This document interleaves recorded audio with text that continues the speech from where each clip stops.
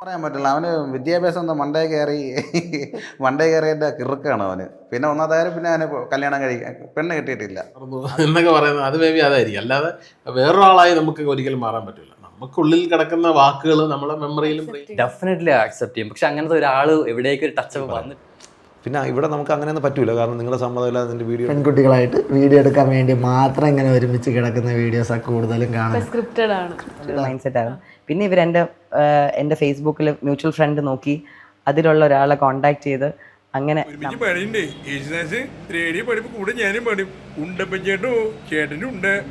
പുള്ളിയുടെ കാശ് കണ്ടിട്ടാണ് പെണ്ണുങ്ങൾ കമന്ന് കിടക്കുന്നതെന്ന്. അവിടെ തെറ്റി കേട്ടോ നിങ്ങൾക്ക്. കാരണം എന്ന് വെച്ചാല് അത് വിവരമില്ലാത്ത ആൾക്കാരുടെ പലരിടത്തും പറഞ്ഞിട്ടുണ്ട്. ഇപ്പം ബിഗ് ബോസിൽ തന്നെ ഉള്ള ഇതിന് മുമ്പുണ്ടായിരുന്ന കണ്ടസ്റ്റന്റ് ആയിരുന്നാലും എനിക്ക് കുറേ പേരൊക്കെ ഞാൻ ഈ ഫീൽഡിലാണ് നിൽക്കുന്നത്.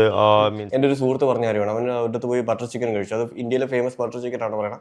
അതിന്റെ മേക്കിംഗ് വീഡിയോസ് ഒക്കെ യൂട്യൂബിൽ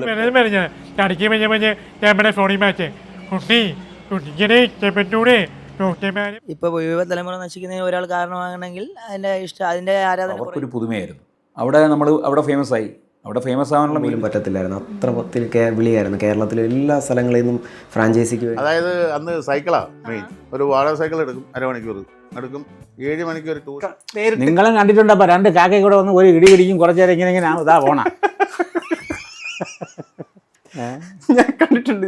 റിമൈൻഡ് ചെയ്യുന്ന ആളും കൂടെയാണ്. നമ്മുടെ ഏജ് പോവാണ്, നമ്മൾ പിന്നെ വിചാരിച്ച് വിഷമിക്കും, അങ്ങനെ എപ്പോഴും പറയും. അപ്പൊ ആദ്യമൊക്കെ ഈ മനുഷ്യരെന്തോ ഇങ്ങനെ പറയും.